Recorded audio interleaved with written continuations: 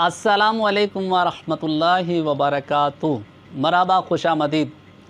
उम्मीद करता हूँ कि आप सब खैर आफियत के साथ होंगे और अल्लाह ताला की बारगाह अक़दस में दुआ भी करता हूँ कि आप जहाँ कहीं पर भी हैं, अल्लाह आप सबको सलामती अता फ़रमाए।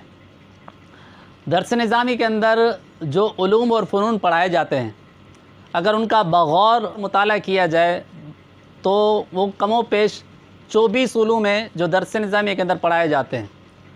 उनमें से 7 का ताल्लुक़ माना के साथ है, 4 का ताल्लुक़ उसमें से अल्फाज और नुक़ूश के साथ है, जबकि 7 का ताल्लुक़ माक़ूलात के साथ है और 7 का ताल्लुक़ मनक़ूलात के साथ है। यूँ फिर ये जो दर्स निज़ामी में उलूम पढ़ाए जाते हैं, उलूम और फ़नून पढ़ाए जाते हैं, उनकी तादाद 24 है। और आज जो हम आपके सामने मसला लेकर हाज़िर हुए हैं उसका ताल्लुक़ माक़ूलात के साथ है। माक़ूलात भी 7 उलूम में और फ़नून के अंदर है और उनमें से जो आज हमने आपके सामने मसला पेश करना है वो है इल्म मंतिक़ का। और दर्स निज़ामी के अंदर जो मंतिक़ की इब्तदाई किताबें पढ़ाई जाती हैं मुख्तलिफ़ मदारिस के अंदर, मुख्तलिफ़ जामियात के अंदर, वो किताबें भी मुख्तलिफ़ हैं। इब्तदाई तौर पर बाज़ मकामात पे जवाहिरुल मंतिक़ पढ़ाई जाती है, बाज़ मकामात पर निसाबुल मंतिक़ है, इल्मुल मंतिक़ है, तालीमुल मंतिक़ है। इसके अलावा जो मंतिक़ की दीगर किताबें हैं उनमें से मिरकात है, शरह तहज़ीब है और कुतबी है। आज जो हम आपके सामने मसला पेश करने वाले हैं उसका ताल्लुक़ कुतबी के साथ है और आज हम जो आपको मसला बयान करेंगे वो भी कुतबी का ही है। कुतबी ये शरह है और ये किसकी शरह है? ये रिसाला शमसिया की शरह है। अब इसके अंदर जो तलबा परेशानी का शिकार होते हैं वो मसला क्या है, वो आइए मैं आपके सामने पेश करता हूँ। रिसाला शमसिया के अंदर जो इल्म की तकसीम लिखी गई है वो 2 किस्म है उनकी। एक का नाम तसव्वुर है, दूसरे मंतिक़ की जितनी भी मशहूर किताबें हैं सब के अंदर इल्म की जो तकसीम लिखी गई है तो इल्म या तो तसव्वुर होगा या फिर ये तस्दीक होगा। लेकिन साहिब कुतबी उन्होंने जब इल्म की तकसीम को बयान किया है तो उन्होंने जो 2 किस्में बयान की है उनमें से एक का नाम इन्होंने रखा है तसव्वुर फ़क़त और दूसरे का नाम रखा है तसव्वुर माल हुक्म। तो अब सवाल ये पैदा होता है कि साहिब कुतबी ने जो मशहूर और मारूफ़ दीगर मंतिक़ की किताबों के अंदर इल्म की तकसीम मौजूद है तो साहिब कुतबी ने उस तकसीम को छोड़कर अपनी तकसीम को क्यों बयान किया है, सवाल यहाँ पर यह पैदा हो रहा है। इसको समझने के लिए हमें 4 किस्म की तारीफ़ का समझना हमारे लिए ज़रूरी है। जब तक हम इसको समझेंगे नहीं, हम इस इल्म की जो तकसीम है जो रिसाला शमसिया के अंदर मुख्तलिफ है और साहिब कुतबी ने इसकी तकसीम मुख्तलिफ की है, उस पर जो एतराज़ और जवाब हैं वो हमें समझ नहीं आ सकते। तो कौन कौन सी हैं वो 4 तारीफ़ात हैं जिसका हमारे को समझना ज़रूरी है। उसमें से पहली है किस्म शय और दूसरी है कसीम शय, तीसरे का नाम है किस्म शय का कसीम शय होना और चौथा है कसीम शय का किस्म शय होना। तो साहिब कुतबी ने जो अपनी तकसीम बयान की है, अपनी तकसीम जिसका नाम रखा है इल्म की, एक किस्म का नाम रखा तसव्वुर फ़क़त, दूसरे का नाम रखा तसव्वुर माल हुक्म। तो इन्होंने अपनी तकसीम इसलिए की है क्योंकि जो असल मंतिकियों की जो तकसीम थी उस पर एतराज़ हो रहे थे। उस एतराज़ की वजह से, उस एतराज़ से बचने के लिए साहिब कुतबी ने अपनी इल्म की तकसीम को बयान किया है तसव्वुर फ़क़त के साथ और तसव्वुर माल हुक्म के साथ।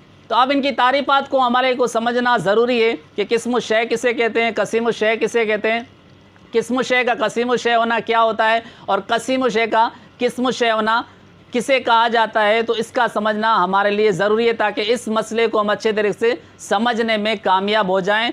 तो आइए चलते हैं हम बोर्ड की तरफ और इन तमाम तारीफ़ात को बहुत अच्छे तरीके से, आसान तरीके से, मिसालों के साथ समझने की कोशिश करते हैं ताकि ये इख्तिलाफ हमारे जहन के अंदर बैठ जाए और हमारी समझ में आ जाए। आइए चलते हैं बोर्ड की तरफ, समझने की कोशिश करते हैं कि इस इख्तिलाफ को किस तरह से समझा जाए। तो मैंने आपको बयान किया था कि रिसाला शमसिया जो है किताब है ये मतन है और कुतबी जो मंतिक़ की किताब है ये शरह है और ये शरह किसकी है? रिसाला शमसिया की शरह है। तो रिसाला शमसिया जो मतन है, इस मतन के अंदर जो इल्म की तकसीम बयान हुई है उसका नाम तसव्वुर और तस्दीक है। यानी इल्म या तो तसव्वुर होगा या फिर उसको تصدیق کہیں گے، اور منطق کی جتنی بھی مشہور کتابیں ہیں ان سب کے اندر علم کی یہی تقسیم بیان ہوئی ہے کہ علم یا تو تصور ہوگا یا تصدیق ہوگا، تو یہ مشہور تقسیم کہلاتی ہے۔ اس کے بعد آ جائیں قطبی نے جب رسالہ شمسیہ کی شرح کی تو جب علم کی تقسیم کی باری آئی تو انہوں نے جب علم کی تقسیم بیان کی تو علم کی دو قسمیں بیان کی، ایک کا نام رکھا تصور فقط اور دوسرے کا نام رکھا تصور مع الحکم۔ اب یہاں پر یہ سوال پیدا ہوتا ہے کہ علم منطق کی جتنی بھی مشہور کتابیں تھیں سب کے اندر علم کی جو تقسیم ہے یا تو تصور ہے یا تصدیق ہے، تو سب کے اندر جب یہی بیان ہوا ہے تو صاحب قطبی نے علم کی تقسیم کو اپنے طور پر کیوں بیان کیا؟ تصور فقط اور تصور مع الحکم کے ذریعے سے بیان کیا، یعنی ایک قسم کا نام رکھا تصور فقط اور دوسرے کا نام رکھا تصور مع الحکم۔ تو صاحب قطبی نے ایسا کیوں کیا؟ تو اس کا جواب یہ ہے کہ اصل میں صاحب قطبی کے نزدیک علم کی جو مشہور تقسیم ہے تصور اور تصدیق، اس پر دو طرح سے اعتراض وارد ہو رہے تھے، تو اس اعتراض کی وجہ سے صاحب قطبی نے علم کی جو تقسیم کی وہ اپنے طور پر کی، تصور فقط اور تصور مع الحکم، اور اس تقسیم پر صاحب قطبی کے نزدیک کوئی اعتراض وارد نہیں ہوتا۔ تو اب یہاں پر اعتراض کیا وارد ہو رہا ہے صاحب قطبی کے نزدیک، اس تقسیم پر کیسے اعتراض وارد ہو رہا ہے، اس کو سمجھنے کے لیے میں نے آپ کو بتایا کہ ہمیں چار تعریف سمجھنا ضروری ہے۔ اس میں سے پہلی جو ہے وہ ہے قسم الشے، دوسری کیا ہے قسیم الشے، اور تیسری ہے قسم الشے کا قسیم الشے ہونا، اور چوتھی ہے قسیم الشے کا قسم الشے ہونا۔ سب سے پہلی چیز جو ہم نے پہلی تعریف سمجھنی ہے اس کا نام ہے قسم الشے۔ تو آئیے بورڈ کے ذریعے سے اس کو سمجھتے تاکہ ہمارے یہ ذہن میں اچھے طرح سے محفوظ ہو جائے، تاکہ جو اعتراض اصل تقسیم پر ہونا تھا وہ بھی ہمیں اچھے طرح سے سمجھ میں آ جائے۔ تو قسم الشے کسے کہتے ہیں؟ قسم الشے کی تعریف یہ ہے کہ وہ چیز جو خاص ہو اور کسی عام کے تحت داخل ہو رہی ہو۔ کیا تعریف ہے قسم الشے کی؟ وہ چیز جو خاص ہو اور کسی عام کے تحت داخل ہو رہی ہو تو اسے ہم کہیں گے قسم الشے۔ آئیے اس کو سمجھتے ہیں بورڈ کے ذریعے سے۔ جیسے عام طور پر ہم لوگ کلمے کی تقسیم کرتے ہیں، تو کلمے کی جب ہم تقسیم کرتے ہیں تو تین طرح سے کلمے کی تقسیم ہوتی ہے، آپ نحو کے اندر پڑھ چکے ہیں، آپ صرف کے اندر پڑھ چکے ہیں۔ کلمے کی تقسیم جب ہم کرتے ہیں تو اس کی تین قسمیں بنتی ہیں، ایک کا نام اسم، دوسرے کا نام فعل اور تیسرے کا نام حرف ہوتا ہے۔ تو اب اس کے اندر جو اسم ہے یہ خاص ہے، اور یہ خاص کس کے تحت داخل ہو رہا ہے؟ یہ کلمے کے تحت یہ داخل ہو رہا ہے، یہ خاص کلمے کے تحت داخل ہو رہا ہے۔ کلمہ کیا ہے؟ یہ عام ہے۔ اب جو ہم نے تعریف بیان کی تھی قسم الشے کی کہ خاص کا عام کے تحت داخل ہونا، تو جو بھی خاص ہوگا اگر وہ عام کے تحت آئے گا تو ہم اس کو کیا کہیں گے؟ قسم الشے کہیں گے۔ تو یہ جو ہوگا اسم، یہ کیا کہلائے گا؟ قسم الشے کہلائے گا۔ اور یہ خاص کیسے ہے اور یہ کلمہ عام کیسے ہے؟ کیونکہ اسم خاص اس لیے ہے کہ جو بھی اسم ہوگا وہ کلمہ ضرور ہوگا، یعنی زید اسم ہے تو یہ کلمہ ضرور ہے، خالد یہ اسم ہے تو اس کا کلمہ ہونا ضروری ہے، عمر یہ اسم ہے تو اس کا کلمہ ہونا ضروری ہے، انس یہ اسم ہے تو اس کا کلمہ ہونا ضروری ہے۔ اور جو کلمہ ہوتا ہے اس کے لیے ضروری نہیں کہ وہ اسم ہی ہو، کیونکہ کلمہ عام ہے، کلمہ اسم بھی ہو سکتا ہے، فعل بھی ہو سکتا ہے، یہ حرف بھی ہو سکتا ہے۔ تو کلمہ یہ عام ہے اور اسم خاص ہے، تو کلمے کے لیے یہ ضروری نہیں ہے کہ وہ اسم ہی ہو، تو کلمہ ہو سکتا ہے کہ اسم ہو سکتا ہے کہ وہ فعل ہو سکتا ہے وہ حرف ہو، تو اسی وجہ سے ہم کلمے کو کیا کہہ رہے ہیں؟ عام کہہ رہے ہیں۔ تو میں امید کرتا ہوں کہ یہ قسم الشے آپ کو اچھے طرح سے سمجھ آ گیا ہوگا۔ پہلے پڑھا قسم الشے اور اس کا نام کیا ہے؟ قسیم الشے۔ تو دونوں میں فرق ہے، پہلا قسم الشے، دوسرا قسیم الشے۔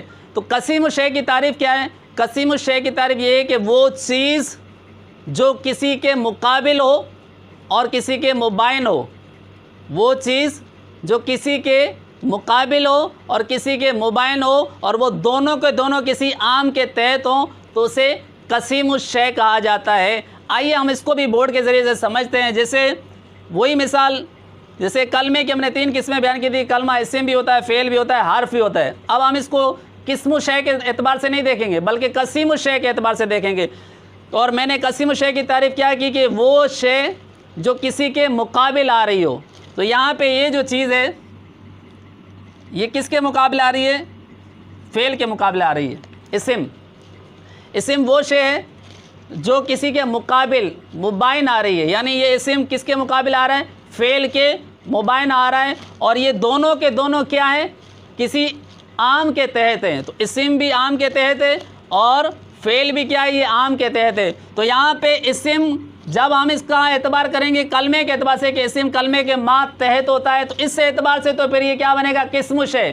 لیکن ہم جب اعتبار کریں گے اسم کے مقابل کا، اسم کے مبائن کا، تو اس صورت میں اسم کیا بن جائے گا؟ قسیم بن جائے گا۔ کس کی؟ فعل کی۔ اور فعل کیا بن جائے گا؟ فعل بھی قسیم بن جائے گا۔ کس کی؟ اسم کی۔ اسی طرح سے حرف یہ اسم کا قسیم بنے گا، اسی طرح سے حرف یہ فعل کا قسیم بنے گا۔ اسی طرح فعل بھی کیا ہوگا؟ اسم کا بھی قسیم بنے گا، فعل حرف کا بھی قسیم بنے گا، اور اسی طرح سے اسم کیا ہوگا؟ یہ فعل کا بھی قسیم بنے گا اور حرف کا بھی قسیم بن جائے گا۔ یوں آپ کو یہ سمجھنا ہے کہ قسم شے اور چیز ہے اور قسیم شے اور چیز ہے۔ قسم شے کسی کے مقابلے میں نہیں ہوتی، جبکہ قسیم شے ہوتی ہے اس کے مقابل کوئی نہ کوئی ہوتا ہے، مبائن کوئی نہ کوئی ہوتا ہے۔ تو جب اس کا آپس میں مقابل نہ ہو، مقابل آ جائے یا مبائن آ جائے، تبھی ہم اس کو کیا کہیں گے؟ قسیم شے کہیں گے۔ تو اسم کو بھی یہاں پہ ہم کیا کہہ سکتے ہیں؟ قسیم شے کہیں گے۔ تیسری تقسیم جو ہم پڑھیں گے اس کا نام ہے قسم شے کا قسیم شے ہونا۔ اب اس کی تعریف کیا ہے؟ قسم شے کا قسیم شے ہونا، اس کی تعریف یہ ہے کہ وہ چیز جو حقیقت میں کسی کی قسم بن رہی ہو، وہ چیز جو حقیقت میں کسی کی قسم بن رہی ہو، اور ہم کیا کریں؟ اس قسم کو کسی کے مقابل کر دیں، تو قسم سے ہم اس کو بدل کر کیا بنا دیں؟ قسیم بنا دیں۔ حقیقت میں تو وہ کیا بننی چاہیے تھی؟ قسم بننی چاہیے تھی، لیکن ہم اس کو کسی کے مقابل لے کر آ جائیں اور کسی کے مبائن لے کر آ جائیں اور اسی قسم کو ہم کیا بنا دیں؟ قسیم بنا دیں، تو اسے کہتے ہیں قسم شے کا قسیم شے ہونا۔ آئیے اس کو بھی ہم بورڈ کے ذریعے سے سمجھتے ہیں۔ جیسے میں نے یہ لکھا ہوا ہے، لفظ یا تو کلمہ ہوتا ہے یا پھر یہ اسم ہوتا ہے۔ اب لفظ یا تو کلمہ ہوگا یا پھر یہ اسم ہوگا۔ اب اس پہ آپ نے غور کرنا ہے کہ یہ جو اسم ہے، یہ اصل میں یہ اسم کیا ہے؟ کلمے کی قسم ہے۔ اسم کلمے کی قسم میں سے شمار ہوتا ہے۔ اس سے پہلے میں آپ کو بیان کر چکا ہوں کہ کلمے کی 3 قسمیں، اسم، فعل اور حرف۔ تو اسم کیا ہے؟ یہ کلمے کی قسم میں سے، لیکن ہم نے کیا کیا ہے؟ اسم کو کلمے کے مقابل کر دیا، اسم کو کلمے کے مبائن کر دیا۔ تو اب ہونا اصل میں حقیقت میں تو یہ ہے کہ اسم کلمے کی قسم ہے، لیکن ہم نے کیا کر دیا؟ اسم کو کلمے کے مقابل اور مبائن لے کر آ گئے۔ اس صورت میں جس کو قسم بننا تھا، ہم نے اس کو کیا بنا دیا؟ قسیم بنا دیا۔ تو یہ اس وجہ سے یہاں پہ یہ غلطی واقع ہو رہی ہے کہ جس کو قسم بننا تھا ہم نے اس کو کیا بنا دیا؟ قسیم بنا دیا۔ اور اسی کو کہتے ہیں قسم شے کا، کسی شے کی قسم کا قسیم شے ہونا، اس شے کا قسیم بن جانا۔ تو جو قسم بننی تھی اس کو ہم کیا بنا دیں؟ قسیم بنا دیں۔ تو یہ بھی درست نہیں ہوتا۔ چوتھی ہماری تعریف ہے جس کا نام ہے قسیم شے کا قسم شے ہونا۔ یہ کسے کہا جاتا ہے؟ آئیے ہم اس کی تعریف سنتے ہیں۔ یہ اس کا الٹ ہے، قسم شے کا قسیم شے ہونا۔ یہ جو ہم نے تعریف تیسری پڑھی تھی یہ اسی کا الٹ ہے۔ کیسے الٹ ہے؟ کہ وہ چیز جو حقیقت میں قسیم بننی چاہیے تھی، وہ چیز جو حقیقت کے اندر کیا بننی چاہیے تھی؟ قسیم بننی چاہیے تھی، ہم اس کو کیا بنا دیں؟ قسم بنا دیں۔ تو اسے کہتے ہیں قسیم شے کا قسم شے ہونا۔ آئیے ہم اس کو بھی بورڈ کے ذریعے سے سمجھتے ہیں۔ جیسے میں یہ کہوں کہ اسم یا تو فعل ہوتا ہے یا حرف ہوتا ہے، اسم یا تو فعل ہوتا ہے یا حرف ہوتا ہے۔ تو اب یہاں پہ آپ غور کریں، اس فعل کو یا اس حرف کو، اس فعل کو یا اس حرف کو، یہ جو فعل ہے یہ اسم کا کیا بننا ہے؟ حقیقت میں کیا بننا چاہیے؟ اس کا قسیم بننا چاہیے، لیکن ہم نے کیا کر دیا ہے؟ اس فعل کو اسم کے ماتحت لے کر آئے اور ہم اس کو کیا بنا رہے ہیں؟ اس کی قسم بنا رہے ہیں، جبکہ فعل اسم کا کیا ہے؟ قسیم ہے، حرف اسم کا کیا ہے؟ قسیم ہے۔ تو جس کو قسیم بنانا چاہیے تھا ہم اسی کو کیا کر رہے ہیں؟ اسی فعل کو اسی کی کیا کر رہے ہیں؟ اسم کی قسم بنا رہے ہیں، حالانکہ فعل اسم کی قسم نہیں ہے، نہ ہی حرف اسم کی قسم ہے، بلکہ فعل اسم کا قسیم ہے۔ اسی طرح سے حرف بھی کیا ہے؟ اسم کا قسیم ہے۔ تو جس کو قسیم بننا تھا ہم اس کو کیا بنا رہے ہیں؟ قسم بنا رہے ہیں۔ تو اس وجہ سے بھی یہاں پہ غلطی واقع ہو جاتی ہے۔